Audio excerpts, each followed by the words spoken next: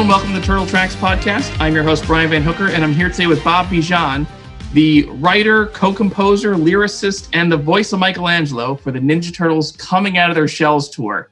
I've been looking forward to talking to you for a long time, so I really appreciate doing this. It's great to be here. Always fun to talk about the Turtles. So glad to hear that. You know, we're talking a little while after the new NECA toys came out in honor of that, and it's, 29 years or 30 years after the concert. Yeah. And crazy. And still love it and have fond memories of it. So for sure. No, it was an amazing time. I had been a performer and working in the advertising business, and my writing partner and I, we had experienced some success in the commercial world, but, nothing like what happened with our relationship with the Turtles. I mean, it was an incredible ride, and so early in our career, it was really a lot of fun. Tell me a little bit. What was your career before Turtles? Where were you? What happened before then? Yeah, so I went to college as a theater arts major, as an athlete, but I wanted to be a performer, that's why I thought I wanted to get into the musical theater. And so when I graduated from college, I was very lucky. I got into the performing unions right out of school and started doing musical theater, and moved to New York and was a musical theater performer, singer, dancer for the first 4.5 years of my career. And then during that time, wrote a musical that got produced in New York City that was very much in a traditional Broadway kind of style. And instead of it going straight to Broadway, it kind of catapulted my writing partner and my careers in the commercial world. And so, kind of in the early and mid 80s, we started working for pretty much every major advertising agency in New York and Chicago, doing jingles, original music, industrial shows, these things that were very popular back in the 80s. And we were very lucky. We had great teachers and people that took us under their wing. And, we made enough money that we built a studio of our own in New York. And we kind of made this pinky swear pact with each other that said, hey, once we get that studio built in the city, we would go back to doing straight entertainment projects, or at least start to undertake them. And so about 1988, I had been given one of the first kind of Xerox copies of the first comic novel of the Teenage Mutant Ninja Turtles.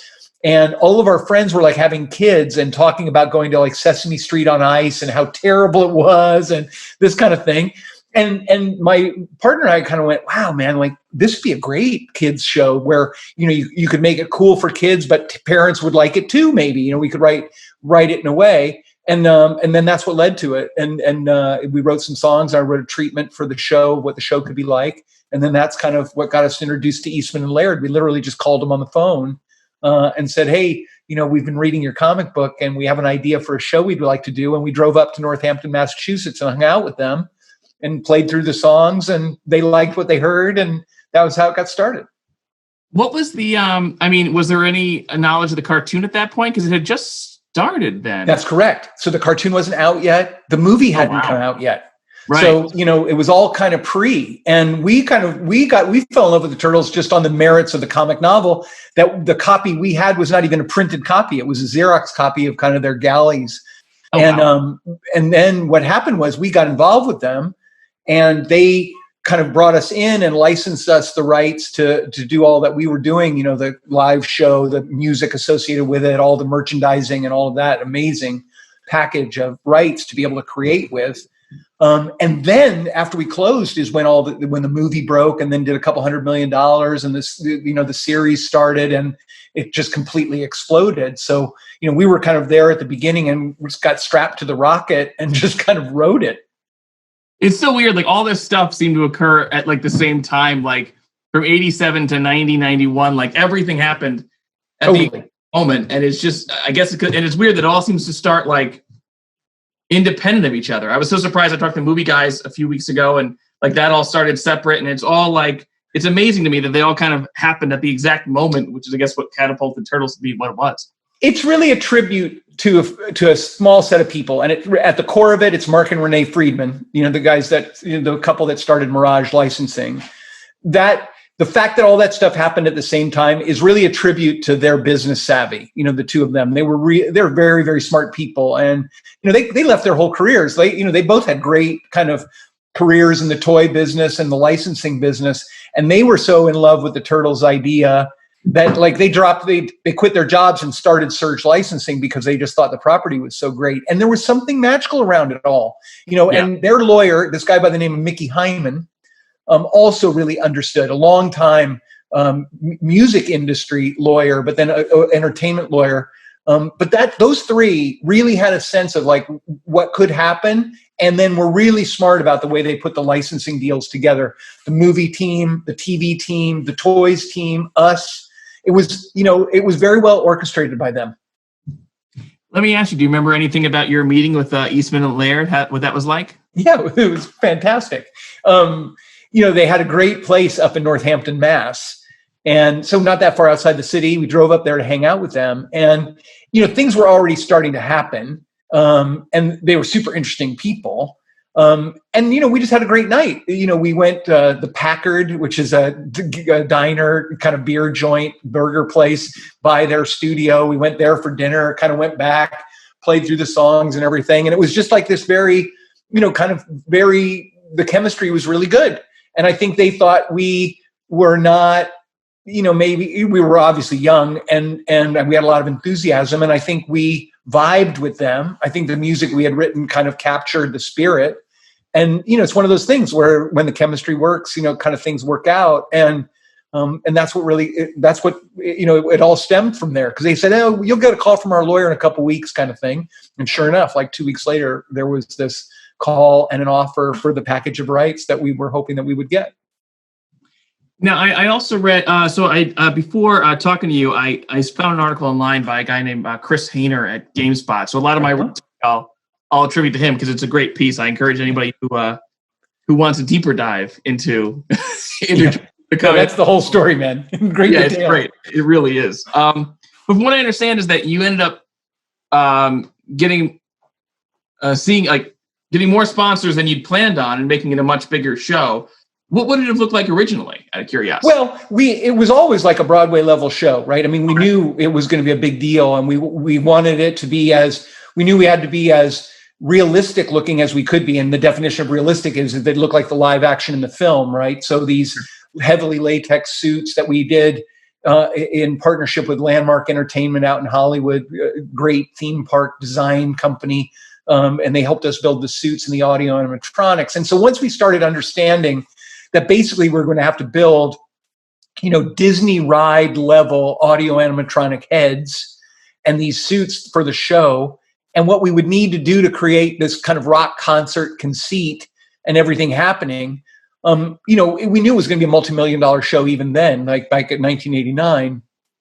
But the heat around the Turtles and what they like to eat kind of made it easy for us to go, oh, here's how the whole ad thing would work. And that's where it really helped that my partner and I had just come out of like 3.5 years of intensely working in the ad business, of like knowing what works and kind of how to build campaigns. So we were like, oh my God, this is built to be sponsored by a pizza company. Sure. And then, when we got the rights and everything and the film did so well and all of that buzz was happening, it was pretty easy to just reach out to Pizza Hut, Domino's, and Little Caesars and go, hey, can we come and see you? We think we have something that you'd be interested in. And all three of them were. Pizza Hut was, and David Novak, the guy that was running marketing at Pizza Hut at the time, they understood better than anyone. And they were the ones that really went, okay, they saw the big picture and saw how they could make it work. And the way they enabled it is they bought 3 million records up front, which the purchase of those 3 million records that they would give away as a premium to kids when they bought a pizza, that money paid for the financing of the tour. And then they also committed for their promotion and the launch of the tour at Radio City Music Hall. They did what at the time was a huge advertising buy of $25 million and ran that commercial nationally, which just launched the tour in a way that, we never could have done. And it was just, an amazing mix of just like the right idea with the right partners and the right kind of creative treatment. And it really worked. I think I heard once, and I don't know if this is true, but that Pizza Hut was not interested in doing the movie of the Turtles. Right. They didn't want to have any part of it. That's why there's Domino's in the movie, but originally they wanted Pizza Hut. But they were, I guess, once they saw how much money was in it, the Broadway show was cool. Yeah, and I think and look, I think that the hookiness of it, right? Because we had, the nature of a live touring show. There's advance. You come in advance. We'd have 2 advance turtles. They'd go to the Pizza Hut stores in the city. So we'd come to your town, and the week before we would run stories, because our whole thing was we never admitted that the turtles weren't real. Right. So even like my writing partner and I would always talk about, we were in the studio with them last night, but we would never give it away. And so our whole press strategy was, the turtles were there for load in and rehearsal and sound check 3 or 4 days before the show. And they'd come to a Pizza Hut to get lunch. And then that would be, we do personal appearances. And then that would work great, in terms of generating excitement in the town and selling tickets. And then like that, the whole thing worked together. And I think that's what Pizza Hut saw, because they got these, they got a great kind of promotion to move pizzas. They got the kind of in-store activation, and they'd get all this press when we would come to town and the show would be on for a week. It just really worked very, very well for them, and certainly for us. Oh, that's true too, because they're also appearing there in person. I didn't know that. I've read, and I don't know if this is true, I'd read that Michael Ian Black and Ben Garrett were they were the advanced turtles. That's so those amazing. guys, that's what's amazing. Like those guys they would just come to New York, and when I met them, and my partner and I met them actually doing commercial stuff, and then it was like, oh my God, you guys would be great. And then we hired them, and then they drove around in a van for almost 2 years, going to cities, and they would put the suits on and be there, and do the stuff at the at the restaurants and everything. And it's, it's with great pride that I look back at that and go, both of those guys have done pretty darn well. Yeah, for sure. That's so cool because I read that. I was like, is that really true? That's amazing. No, and here's the other thing that's pretty funny is that both of them sublet my apartment. Like I still have an apartment in New York, this tenement apartment that is in the middle of Hell's Kitchen in Midtown on the West Side. And both of those guys, and then one other guy from that comedy troupe that they were all in, Joe Latruglio, who you may know from Brooklyn Nine-Nine. Yeah, for sure. I've only sublet that apartment to 3 people, and all 3 of them of those 3. So it's like we share this lucky apartment, because that apartment is where we wrote the treatment for the turtles, because that was our recording studio back in 1988 and 89. It's now been restored to an apartment, and those guys lived there afterwards. But it's very funny that place awesome. And those people, we all done okay. That's very cool. That's great. Yeah. So just so people can kind of like understand it, how is this put together? Like I know much of it was pre-recorded, right? So like how did it work? Yeah, no. So it's wild because at least for my career, it had a direct link on why I'm kind of in the technology business now. So what happened was we, like I said earlier, it was important for us to make them as much like the movie Turtles as possible, and those were these great latex costumes and everything. But the trick was the idea of these audio animatronic heads, like Pirates of the Caribbean or any of these kind of animated puppets that you see now. But back then in 1988 and 89, as we were bringing the show to market, there were no show control software that would control remotely the Futaba kind of solenoids, because what we use is like Futaba remote controls, the same way you control an RT car or an RC plane.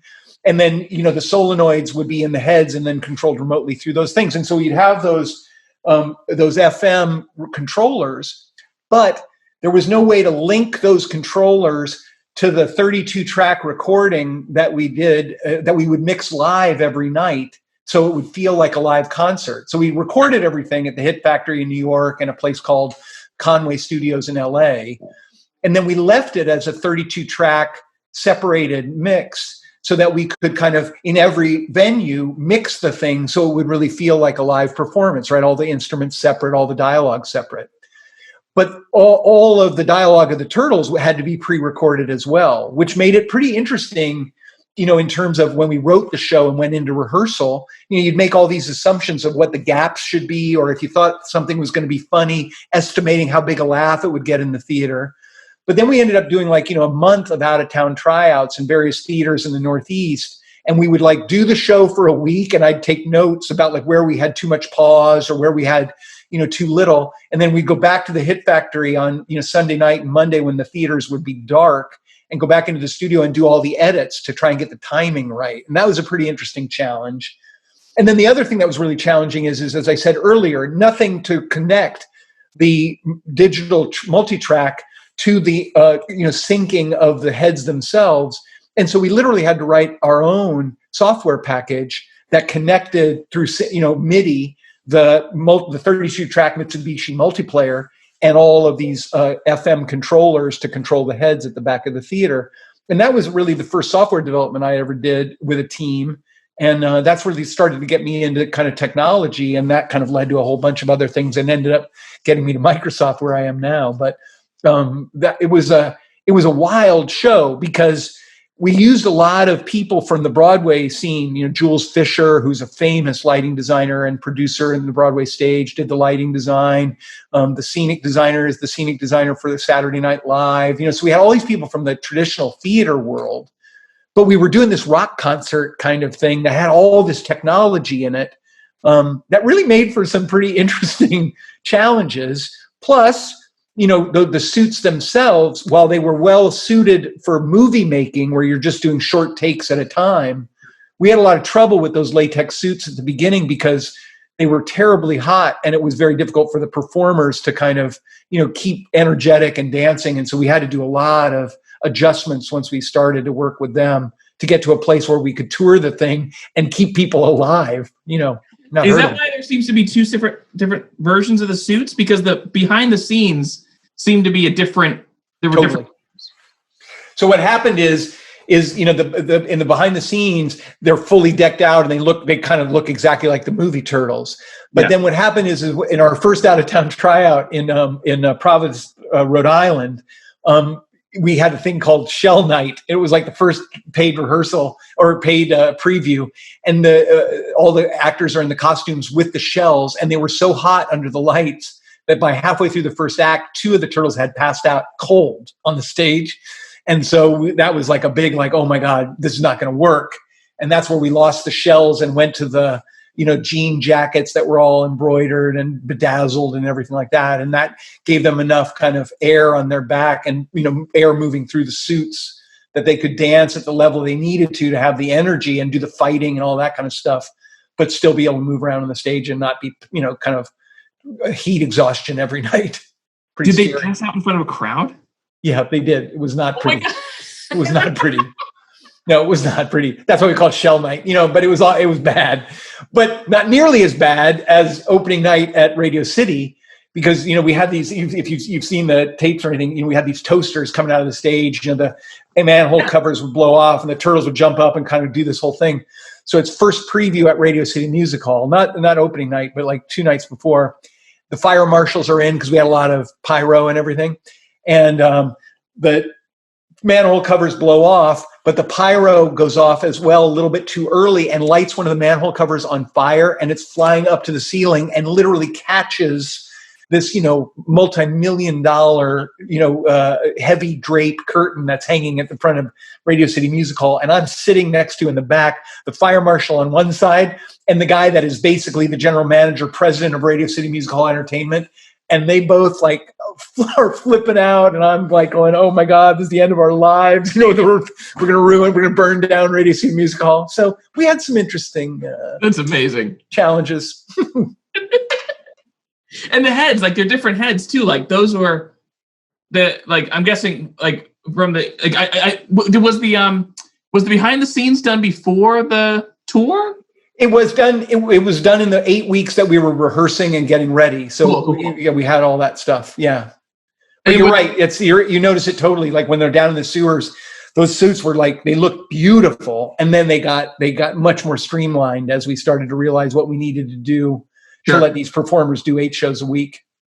Oh yeah, I mean, I've talked to a couple of the people who were in the suits for the movie, and I can't imagine having to dance on a stage. And you can hide the mistakes in a movie. That's right. You get a turtle pass out in front of a million kids. That's not good. No, it's not good. Not good to be responsible for killing turtles. No. Right. Exactly. Good Lord. So do you have any particular memories from the making of the that video? Because that's like that, Oprah, and the three, those are the three things that are notoriously put together. So yeah, I mean, look, all of it was incredibly fun. I have to tell you, like, it was just, it was just an incredible gas. I mean, to be a part of something that is just so popular and so much a part of kind of the gestalt of the time. Sure. Here's a great, like, just an indication of it. Like, we're making that. The making of, and it was between New York. We're working at the Hit Factory, right? Which is, where every great artist was doing their records in the 70s in New York. And then Conway Studios in Hollywood is also equally famous in terms of the people that were working there at the time. And, Billy Idol is working in the studio next door to us in LA. Bruce Springsteen was mixing an album in the studio next to us in New York, and they're coming in to talk to us about the Turtles. It's crazy. It's just very funny. And then, and this whole thing that we were talking about earlier, that we never broke, that we were totally, like, our whole angle on it was like that these guys are for real, and we were lucky enough to be working with them. So that made it totally fun because, the crews that were shooting on the documentary and everything, they couldn't believe it because just that kind of stuff wasn't, those kind of stunty things were just starting to become kind of what it is now, what now is called integrated marketing, or these kind of cross media campaigns that are now so talked about and executed constantly, where everything is integrated across all these channels. There just wasn't that much of that then, back in 1988, 89, 90. And so, the thought of like being able to pull off a creative idea like that and go, and people like not saying no to us, was incredible. A lot of fun. Sure. And you were Michelangelo, the voice of Michelangelo, on the stage. So the pre-recorded voice of Mikey, right? Correct. And what made you how come you ended up as Mikey? Well, I mean, it's a combination of things. I sang all the stuff on the demos, right? Because we had just done them, kind of put them together there. And then we were looking for, voices, and we talked to the guy that was cast for the cartoon, whether he wanted to couldn't sing. And so when we started the recording, when we started to take the demos into the recording studio and build the multi-tracks, mostly what happens when you're putting tracks together like that is you put some kind of guide vocal down so that when you bring in session players to do their solos or that kind of stuff, they know where the lyrics go and that kind of thing. So I sang the parts at the beginning while we were still looking for a voice. And then we were starting to play them for the executives at Pizza Hut, and then MCA Records were the distributors of the record. So, we started to play them for the music folks at MCA, and everybody's like, well, this is, they were liking it. And what was strange is I wasn't telling anybody that it was me because I didn't want people to think I was trying to make it, anything. And we were recording at night and doing the business stuff during the day. And so people were responding to the voice, and people are going, that's a great voice. Who is that? Can we do a buyout with him? And so I finally had to come clean and then say that it was me. And then it was like, okay, well, that's fine. And so I kind of backed into it, not on purpose. But then of course it was incredibly fun to be able to do. Oh, for sure. And you got to be like Mikey. I watched it all recently. I watched it with my daughter, and the Mikey owns the show. Like, it's very much, he's the leader in that 90 minutes for sure. Yeah. No, he's driving the rock and roll stuff. That's for sure. Yeah. Like, that's just within character too, of course. Yeah. And correct me if I'm wrong, and it doesn't list it in the credits, at least not that I saw. It sounded like Leonardo was Cam Clark from the cartoon. And that's correct. Yeah, was there also Peter Renaday from the cartoon? Correct. Okay, cool. Now, everybody else, who did the other ones? So then Tom White, the director, did the Donatello role. Yeah, Leo role, Donatello, and then I did Mike. Oh, cool. And then the Splinter was the original Splinter. Yeah, the singing voice sounds different than the the singing voice is my writing partner. Godfrey Nelson is the singer. Oh, cool. Yeah, but like I was just like, I think that's them. So who was in the suits on the stage? So I can get you the list. I can get you the list of them. But the all equity actors and all people that you're seeing now, kind of working today. So it's wild how well everybody's done out of that cast. I'm just glad I'm happy to say I'll send you the cast list. Sure, I'm just glad they survived the tour. Me too.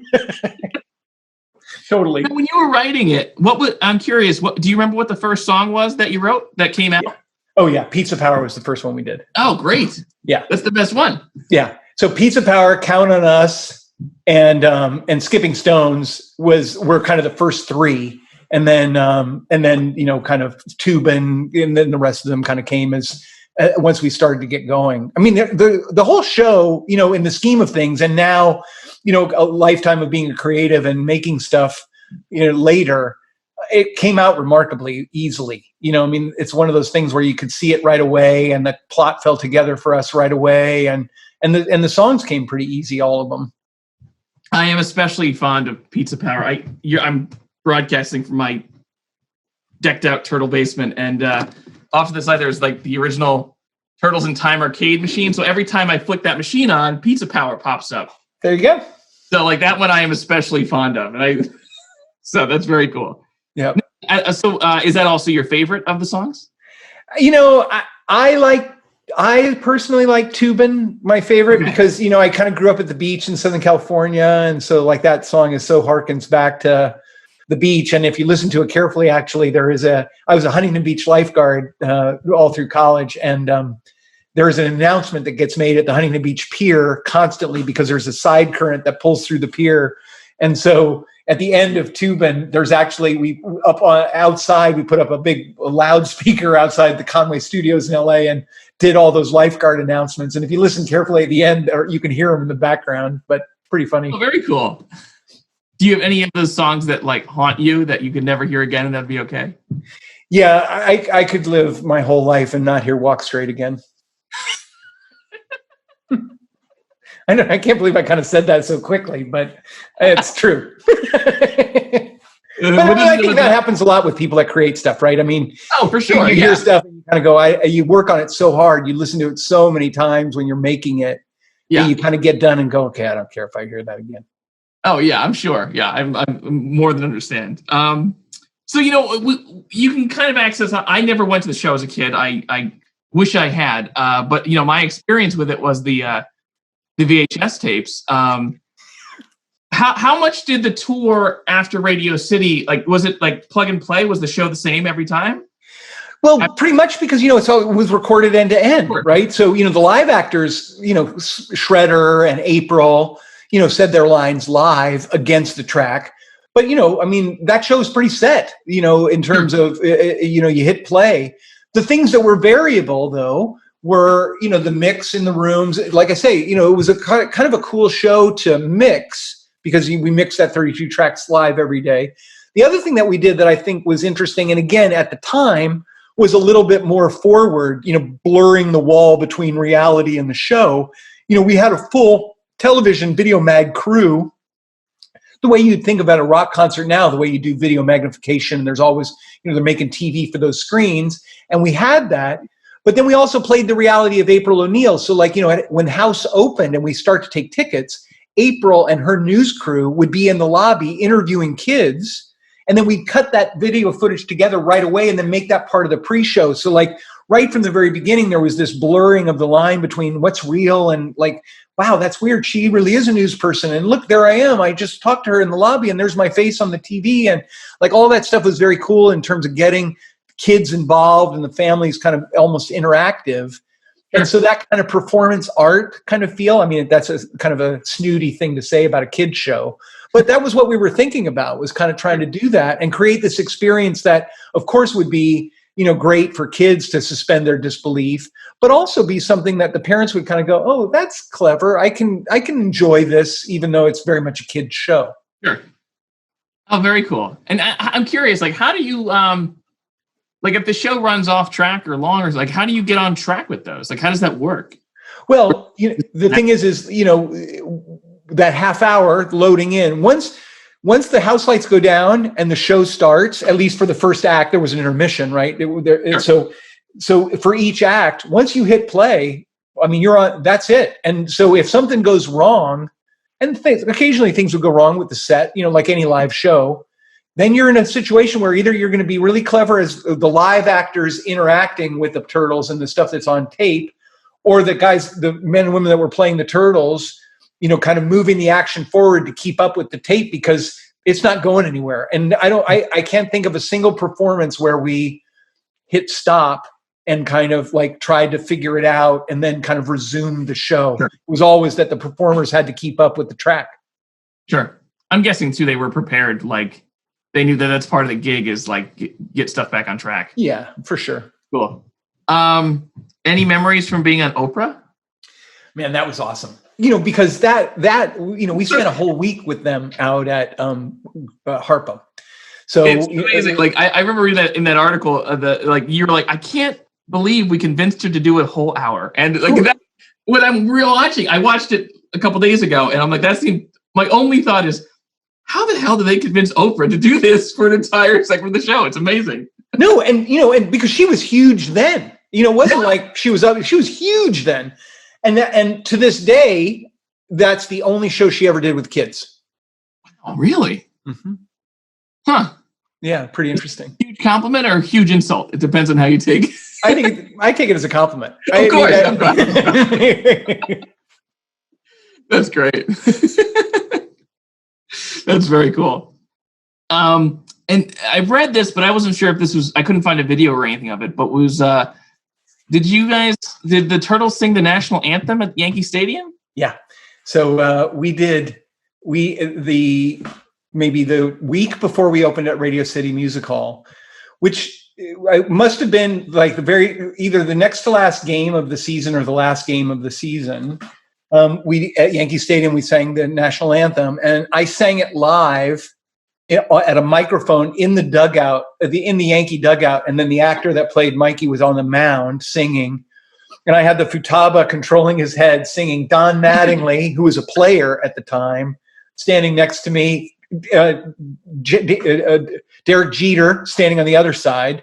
Oh wow! And everybody in the dugout just like howling, laughing that we're even doing it. Do you know what I mean? And that was pretty freaking cool, man. Like that's real. That's nuts.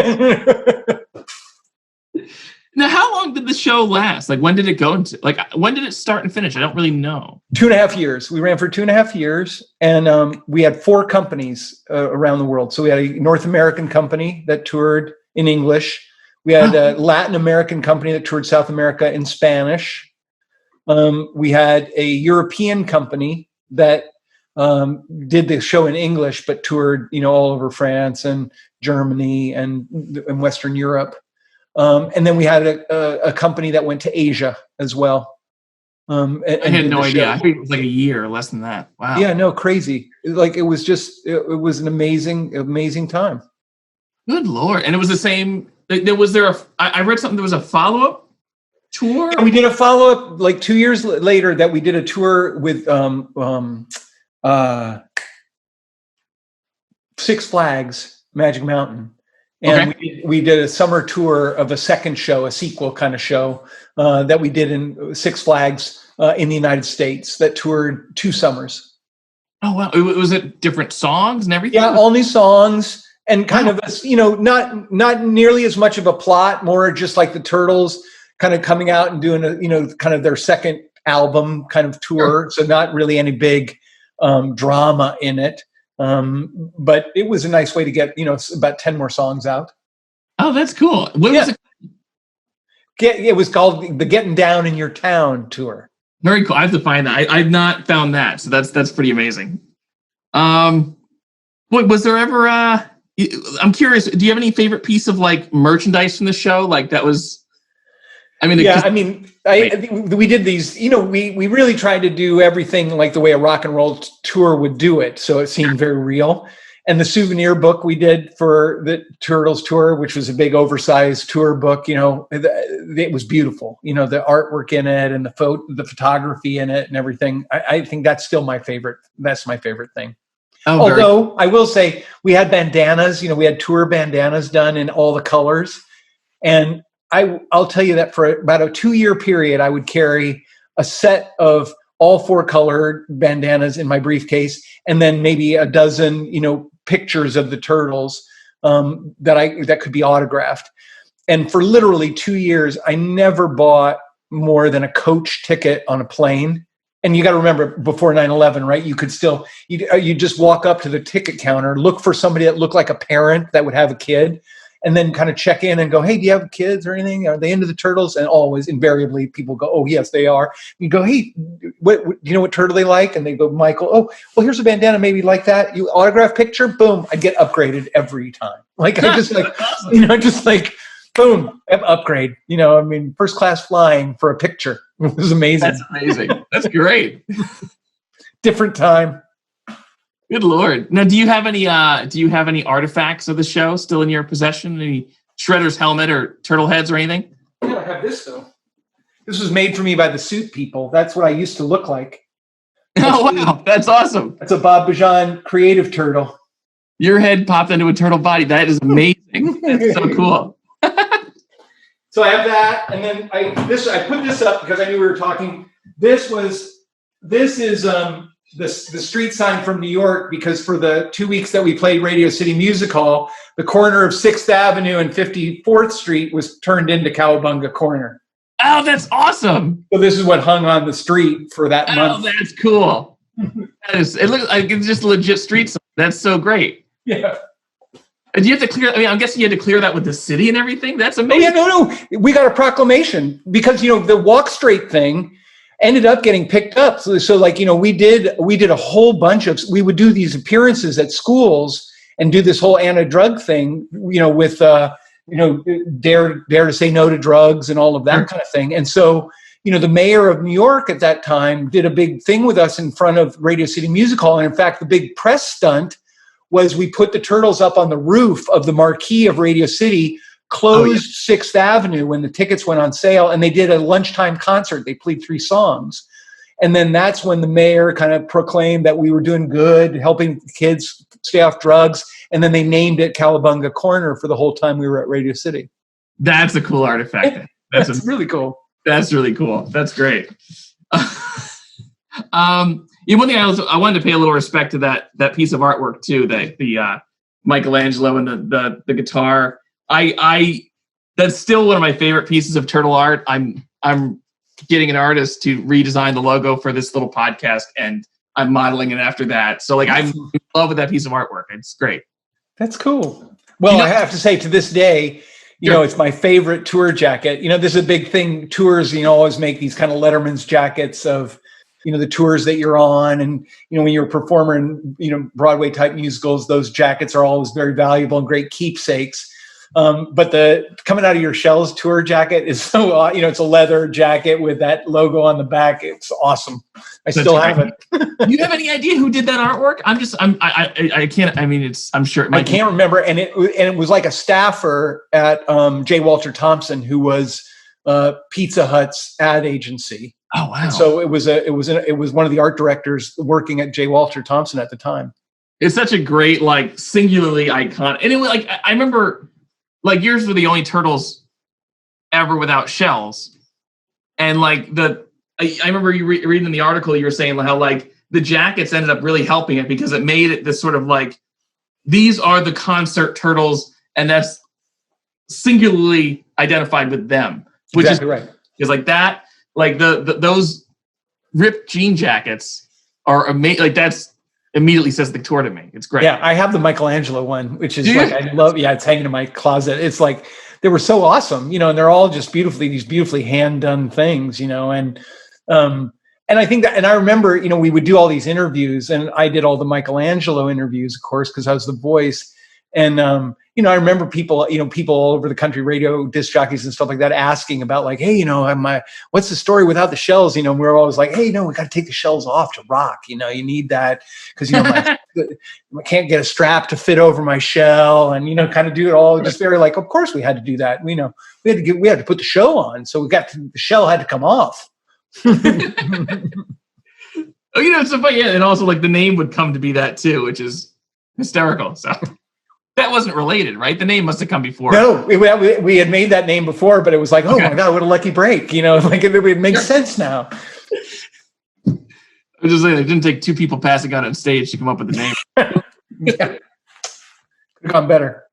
I'm curious about what you think about the legacy of this thing. Cause it's just a week ago, toys came out of it from NECA. I'm curious, like, were you surprised the first time you saw those? Totally. I mean, and the fact that they completely really they took the show as the instruments are all the right shape and everything. It's like, it's amazing to see it, and just to play some small part in that and be a part of this thing that continues to survive. And not only that, but almost this kind of a return. It feels like there's almost a resurgence, maybe is too much of a word, but it feels like there's kind of this, kind of a growing love for them again with a whole new audience. And, it'll be interesting to see what happens. It's very cool. I mean, I would love for anything to happen with it. Because like I said, I missed out when I was, I'm not too old to go. I have a kid, so I have a cover, Yeah, exactly. Of course. How old's your kid? 5. Oh, perfect. That's a great age. Yeah. So, although I would go by myself. So that's my last question for you, and this is really it. And I mean, I probably have the answer already, but do you have a favorite turtle?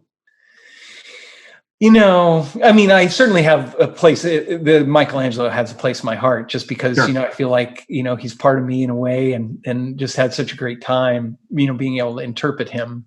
But I have to say, I look at them as a group and just go the whole thing. There's just a lot of love. It was an incredible gift to be given so early in my career, to be able to be a part of something like that. And I learned so much, and so much of, kind of what I learned from them, I'm still applying today in the way I work, and, kind of the stuff that we're doing even here at Microsoft. And so, great, nothing but affection, nothing but love, man.